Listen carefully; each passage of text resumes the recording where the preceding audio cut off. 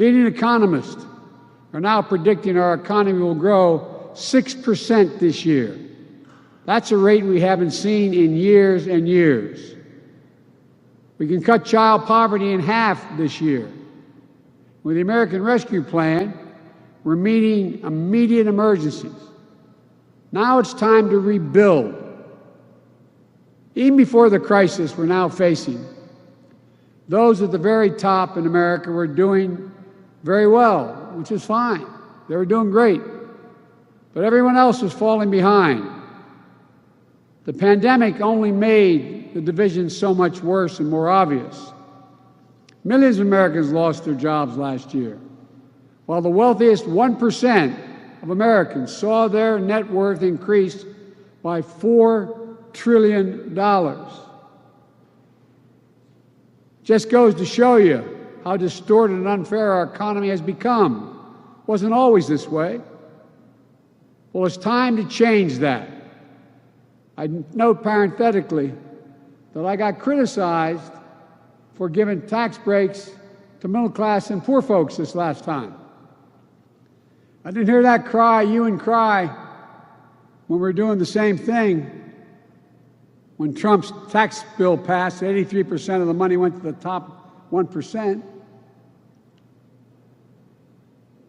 You know, this is not to target those who've made it, not to seek retribution. This is about opening opportunities for everybody else. And here's the truth. We all will do better when we all do well. It's time to build our economy from the bottom up and from the middle out, not the top down. That hadn't worked very well. For the economy overall, it hadn't worked.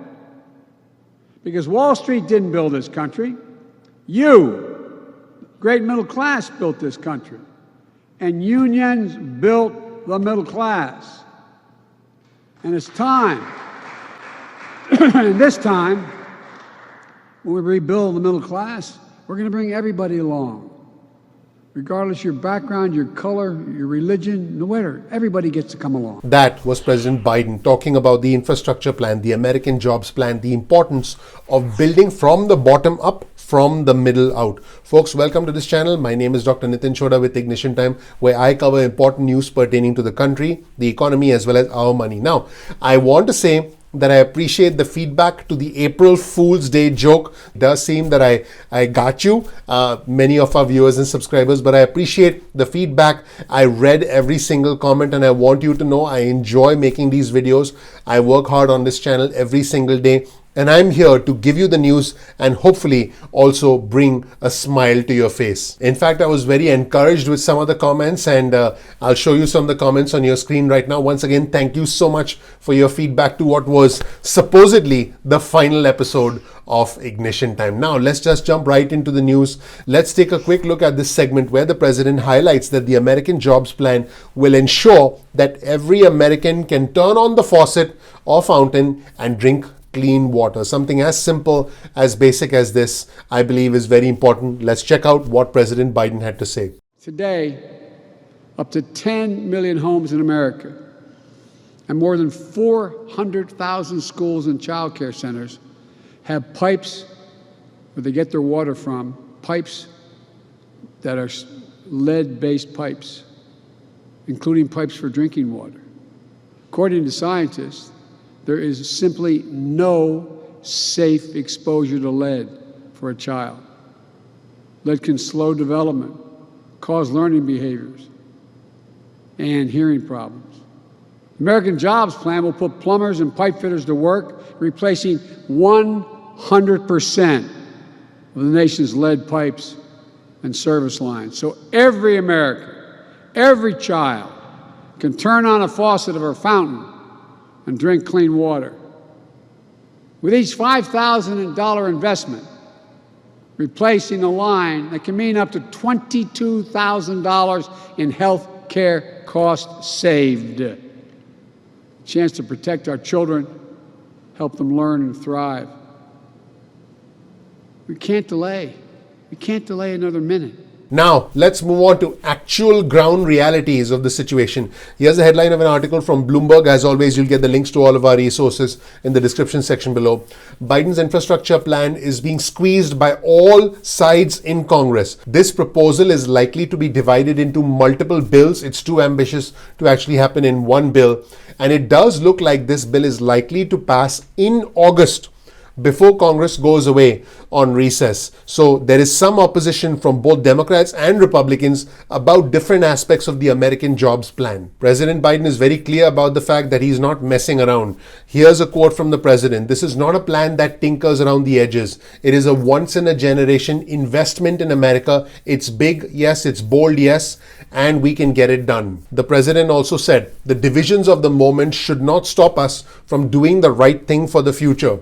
We'll have a good faith negotiation with any Republican who wants to help get this done, but we have to get it done. Now, the problem here is you have the Senate Majority Leader, the Democrat Chuck Schumer on this side, and you have the Senate Minority Leader, Mitch McConnell, on the other side. Guess what? The Senate Minority Leader Mitch McConnell does not support the American jobs plan. According to reporting from Bloomberg, McConnell has labeled Biden's plan a Trojan horse for tax hikes and liberal social policy changes that Republicans want no part of. Here's a quote from the Senate Minority Leader. I think it's a big mistake. That's what he said. Despite the fact that everyone wants more infrastructure, Biden's proposal is not going to get support on our side. And this has a lot to do with the proposed tax increases in the Biden plan. I want our viewers and subscribers to know that a big infrastructure spending plan has to be associated with a tax increase. There is a world in which we can have a lot of money for infrastructure where it can be raining money for infrastructure without raising taxes, without increasing income. Remember, the federal government is already in debt. There is a way to have massive spending in infrastructure without any increase in income by way of increased taxes in a special place called La La Land. Rob Portman, the Republican senator from Ohio, said this: we can work together to find common sense ways to pay for real infrastructure legislation without resorting to partisan tax hikes that will hurt our economy. And Rob Portman generally tends to be very even-handed, if you will, in handling situations. So it's very clear that a lot of Republicans are simply voicing their opposition and saying that we are not going to get on board the American jobs plan, which seems to be a bold, ambitious agenda. Maybe the Republicans can talk to the Democrats and come up with their best ideas, and hopefully the best bill can have a combination of the best ideas from both sides, which has always been the intention as far as our founding fathers were concerned. So on the one hand, you have Mitch McConnell and Rob Portman. On the other hand, you have progressive Democrats like Congresswoman Pramila Jayapal from Washington. She said this: we believe that our country is ready for an even bolder, more comprehensive and integrated plan. It makes little sense to narrow his previous ambition on infrastructure or compromise with the physical realities of climate change. And the Congresswoman from New York, Alexandria Ocasio-Cortez, called the plan from President Biden admirable. And she said this: but even if you have the vision that the Biden administration has put forward, my concern is that they have allocated $2.25 trillion over about 8 years to act out on this vision, and it's just not enough. In short, AOC is saying, spend more money. In the meantime, the opposition from the Republicans is actually growing. The Missouri Representative Sam Greaves, who's a top Republican on the House Transportation and Infrastructure Committee, he said this: Republicans could not support an infrastructure bill that is in reality a climate bill that does not focus on core transportation and infrastructure needs. He also said, I hope the focus will be on proposals that can in fact gain bipartisan support. Now, we all know the conservative senator from West Virginia, Joe Manchin. I've talked about him quite extensively on our channel, but there's another important senator, the Republican senator from West Virginia, Shelley Moore Capito, and she's the top Republican on the Senate Environmental and Public Works Committee. She said she'll try to work with Democrats, but she expressed a lot of skepticism about the infrastructure plan. She said this: President Biden's so-called jobs proposal is a clear attempt to transform the economy by advancing progressive priorities in an unprecedented way.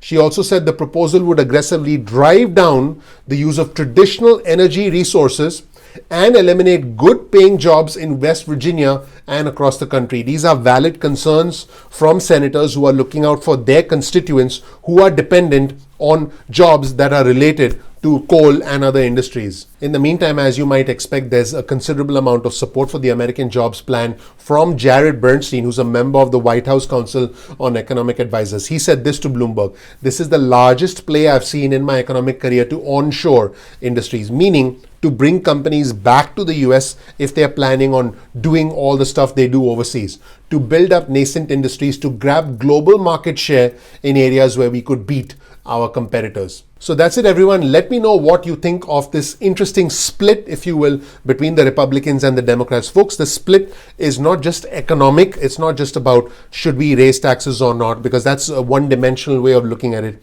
The split is also philosophical, and the split is also political. Politics is always about timing, opportunity, tribalism, and perception. Politicians gain points and they gain mileage by dividing us, by making it us against them, because that is a way to unite. You're never going to get politicians say, "Oh, the other side did great. I think we can do a little better." It's never like that. It's always about, gosh, they have this liberal agenda and they don't care for the common man, and so on and so forth. Let me know what you think in the comment section below. Thank you so much for watching. I appreciate you. Once again, I'm glad that you folks enjoyed the April Fool's joke, the so-called final episode of Ignition Time. And I appreciate all the comments. The comments really made me smile. I'm hoping that I can educate you and I can continue to have you view the channel. Please click the like button. Please subscribe. Please enable notifications. Thank you so much for watching. I'm looking forward to seeing you in the next episode of Ignition Time. Take care. Bye.